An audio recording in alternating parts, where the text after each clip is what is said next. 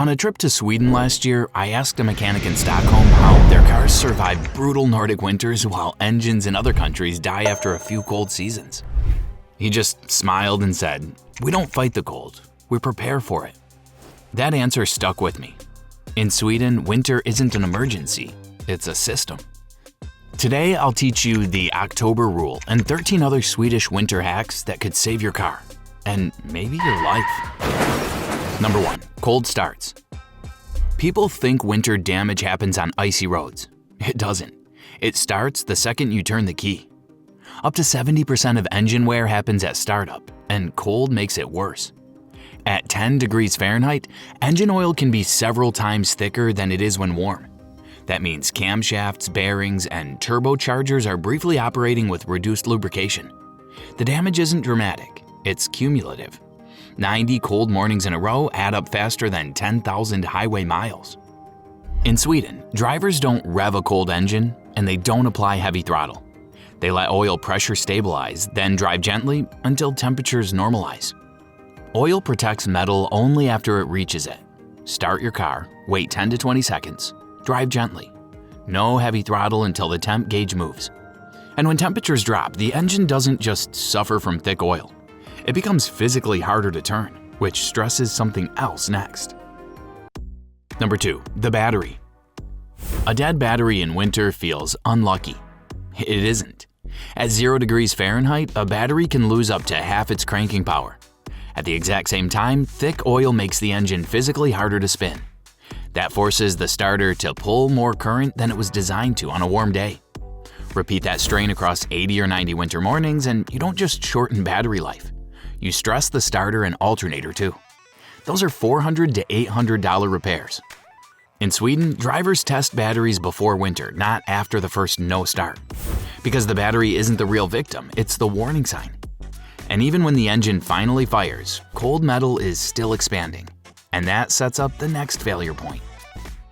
Number 3. The metal expansion gap. Cold metal contracts. Not dramatically, but enough. When temperatures plunge below freezing, pistons, rings, and cylinder walls shrink by microscopic margins. Those tolerances are engineered to be precise at operating temperatures, not at 5 degrees Fahrenheit. So on a freezing morning, internal clearances are slightly wider than intended. Until oil circulates and heat builds, components aren't fitting together the way they do when warm. And that's why Swedish drivers don't idle endlessly. And they don't drive aggressively right away either. Extended idling warms coolant faster than oil, which delays full lubrication where it matters. Gentle load builds heat evenly. Avoid high RPM until coolant and oil are warm. Because engines aren't damaged by motion, they're damaged by uneven motion. And uneven expansion isn't the only thing winter changes. The fluids around those parts are changing too. Number 4. The oil grade shortcut. Here's where good intentions get expensive. Plenty of drivers assume thicker oil equals better protection. In summer, that logic can make sense. In winter, it works against you. When temperatures drop, heavier oil moves slower through tight passages, especially in modern turbocharged engines with narrow oil galleries. Even a few extra seconds of delayed flow increases bearing and camshaft wear. It's subtle. You won't hear it, but multiply that delay across 100 cold starts and it compounds. In Nordic climates, drivers follow the manufacturer's lowest approved winter viscosity, often 0W20 or 0W30, specifically for faster cold circulation. Not because thinner is better, because faster flow reduces startup friction.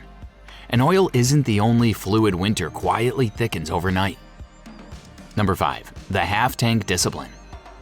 Picture this. It's 12 degrees Fahrenheit. You're merging onto the highway. Salt spray hits the windshield. The engine suddenly hesitates. Low fuel in winter isn't just risky because you might run out. It's risky because empty space inside the tank creates condensation when temperatures swing overnight. Moisture forms, mixes with fuel, and in extreme cold can freeze inside lines or clog filters.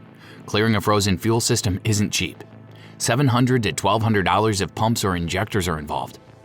That's why in Sweden, letting the tank drop below half during winter is considered careless. Less airspace means less condensation. And if you're stranded, a half tank keeps heat running longer. Because winter failures rarely start with drama. They start with something small you ignored. Number 6. The sound under the car. It starts as a faint crunch, not from the tires, from underneath.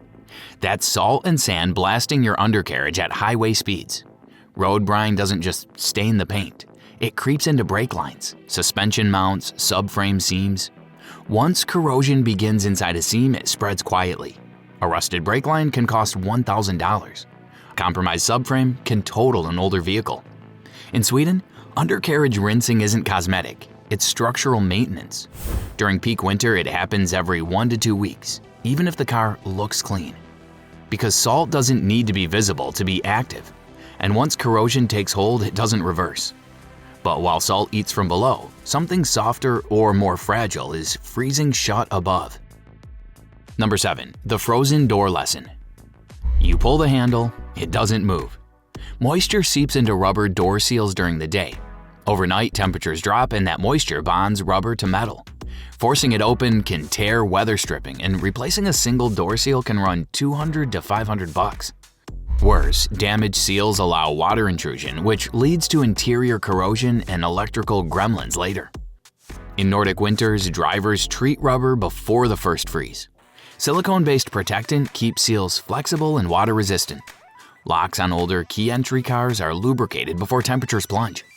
It's a 5-minute habit that prevents a season of annoyance. Because winter rarely breaks the expensive part first. It breaks the small barrier protecting it. And if you think frozen doors are inconvenient, frozen visibility is dangerous. Number 8. The visibility collapse. Winter crashes rarely start with speed. They start with blindness. Summer washer fluid can freeze at 32 degrees Fahrenheit. That means at highway speeds, one blast of salty spray can hit your windshield, and nothing comes out. No fluid, just smeared grime. In that moment, reaction time disappears.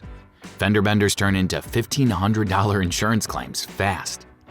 Nordic drivers switch to winter-rated washer fluid before temperatures drop. Blends rated to -20 degrees Fahrenheit or lower. Wiper blades are replaced before winter, not after they streak. Clear glass isn't convenience, it's reaction time. And once visibility drops, even the best winter tires can't compensate. Because grip matters, but seeing the hazard early matters more. And that brings us to the part of the car actually touching the ice. Number 9. The 10-degree tire pressure rule. Cold air shrinks. For every 10 degrees Fahrenheit drop in temperature, tire pressure falls about 1 psi. A sudden overnight cold snap can leave your tires 3 to 5 psi under spec by morning. And you won't see it. Underinflation reduces contact patch stability, increases sidewall flex, and lengthens braking distance. In snow, that vagueness turns into sliding. In Sweden, drivers don't set it and forget it in winter. During major temperature swings, pressure is checked weekly. Always when tires are cold. Some even inflate 1 psi above spec during early winter, knowing the next freeze will bring it down. Because winter traction isn't just about tread. It's about maintaining the tire the engineers designed. And while you're adjusting pressure, something else under the hood may already be below its safe range. Number 10. The heat you might need to survive. A car stuck in snow is quiet. Too quiet. Engines burn more fuel in winter because cold air is dense and warm-up cycles are longer. If you're idling for heat during a storm, you can burn roughly a gallon per hour depending on the vehicle. That means a near-empty tank isn't an inconvenience. It's a countdown clock. In Nordic countries, winter driving assumes delays. Drivers carry insulated gloves, reflective vests, a compact shovel, and a portable jump pack as standard equipment, not emergency overreaction. Because help in a snowstorm isn't guaranteed in minutes. Sometimes it's hours. Preparation isn't paranoia, it's margin. And margin is what separates an uncomfortable wait from a dangerous one. But even before you get stranded, winter may already be shortening your engine's life in a way most drivers never notice. Number 11. The coolant freeze test rule. Coolant doesn't fail dramatically. It fails quietly. Until it doesn't. A weak antifreeze mix can begin freezing above its rated temperature.